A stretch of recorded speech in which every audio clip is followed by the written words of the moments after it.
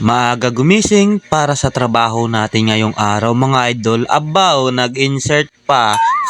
Masyadong formal. Sinuot ang eye protector. Siyempre, linisan muna natin yan para maging malinaw. Kinuha yung pang sinsel at martilyo at hawak mo ang bit. Hawak mo ang bit. Yo, what's up mga idol? Muli nating binalikan yung hindi natin natapos na trabaho dito sa likod ng bahay natin. Ipagpatuloy na nga yung pagsinsel natin dito mga idol para sa finishing. Bali, 6 kapuste pa lang yung natapos natin. Bali, may 2 pa mga idol. Hindi pa kasama yung beam. Kung nakita nyo yung may buhos dyan sa taas, kailangan pa yan mga idol. Kaya medyo matagal-tagal pa to. Ang mahal na kasi ngayon ng labor mga idol. Pag kumuha ka pa ng tao para magtrabaho, nako, magsisweldo ka pa. Hindi pa kasama yung pamerienda mo, pang lunch mo. Kaya magagastusan talaga. Kaya ako na lang dito, kahit unti-unti lang to mga idol, kahit tayo lang mag-isa, alam kong matatapos din to at hindi naman talaga nating minamadali ito. At nag-i-enjoy din naman ako sa trabaho ko mga idol, kahit madumi tayo, ay nako, importante may content tayo.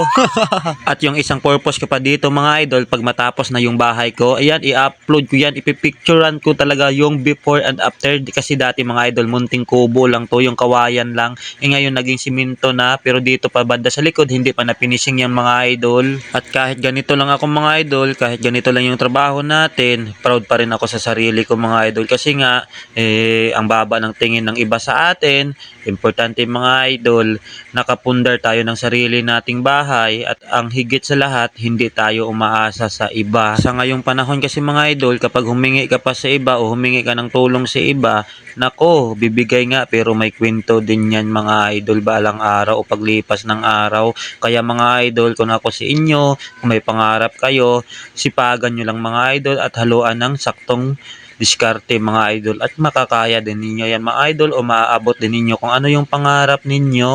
At nakaramdam na nga tayo ng gutom mga idol kasi magte 10 AM na at wala pa tayong almusal. Kaya ito mga idol, ito na yung hinihanda natin, dahon ng gabi yan mga idol at bulaklak ng kalabasa. Kaya sinimulan ko na itong hiwa-hiwain sa maliit na size mga idol. Dahon ng gabi lang muna yung titirahin natin ngayong araw mga idol. Breakfast, dala na siguro yung lunch niyan mga idol kasi anong oras na. Hindi ko na sinama yung katawan niya mga idol o sanga, dahon na lang muna kasi pag kasama po yung sanga niya o yung katawan niya, yung puno niya ba, nako, babalatan mo pa yun at matatagalan tayo lalo na't gutom na tayo. Simpleng luto lang naman yung gagawin natin dito mga idol. Siyempre sisiguraduhin nating maging masarap yan. At binaluktot ko na nga itong talbos ng gabi mga idol. Ilang piraso lang yan. Kung tawagin dito yan sa amin, abalong, mabisang gamot sa hangover mga idol. Pero wala tayong hangover ngayon mga idol ha. Gutom lang tayo. Medyo matagal na rin tayo hindi nakatikim ng alak mga idol. Iba noon at iba na ngayon. Kasi noon mga idol, kahit walang party o okasyon, inom lang ng inom kasama ang tropa. Pero ngayon mga idol, makatikim man tayo ng alak pag na-invite tayo sa birthday.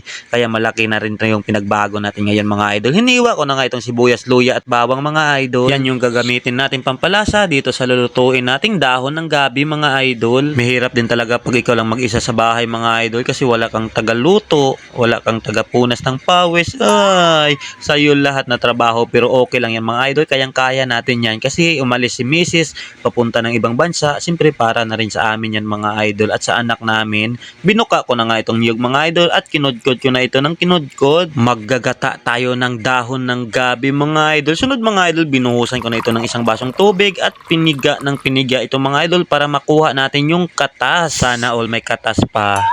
Sunod mga idol, pinakuluan ko na itong sibuyas, bawang at luya natin mga idol. Tinakpan saglit ng kumulo na, ilalagay na natin itong dahon at talbos ng gabi mga idol. Isang kulo lang yan mga idol kasi mabilis lang naman lumambot to kasi puro dahon lang naman mga idol. Takpan saglit, pag open, kumulo na, nilagyan natin ng pampaasim na suka. Ibinuhos ko na itong isang lata na 5-5 sardines mga idol, dagdag pampalasa sa ating niluluto yan, asin na pampaalat at hinira muna yung pampalasa dito sa Magic Sarap. At syempre mga idol, yung gata, huwag nating kalimutan, ibinuhos ko na nga yan mga idol at pakuluan ulit at nang maluto na yung gata dyan mga idol, pwede na yan mga idol, pwede na natin tirahin.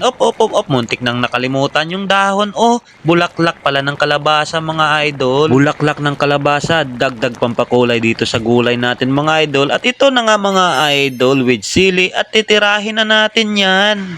Kaya hanggang dito na lang muna yung video natin mga idol at i-enjoy muna natin yung breakfast breakfast, dala na yung lunch dito mga idol at magpahinga ng konti at magtatrabaho tayo mga idol para sa pangarap nating tahanan. At syempre, binabati ko muna kayo ng magandang araw. Blessed Sunday mga idol.